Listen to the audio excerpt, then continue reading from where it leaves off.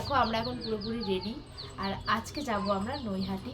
আজকে হচ্ছে এইটা মায়ের লুক আর এটা হচ্ছে আমার লুক। কেমন হচ্ছে অবশ্যই জানিও। তো চলো বেরোনো যাক। এই তো আমি আর মা এখন বেরিয়েও পড়েছি। এখন আমরা টোটো ধরবো, যাব হচ্ছে মৌরিগ্রাম।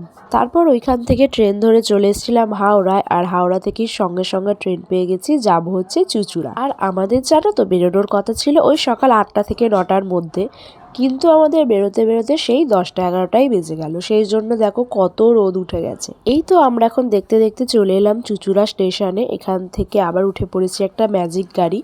আর এখান থেকে যাব আমরা ফেরিঘাটের দিকে। আর ফেরিঘাটে নেমেই তো বাপি চলে গিয়েছিল টিকিট কাটতে, আর আমি আর মা এখানে লাইন দিয়েছিলাম।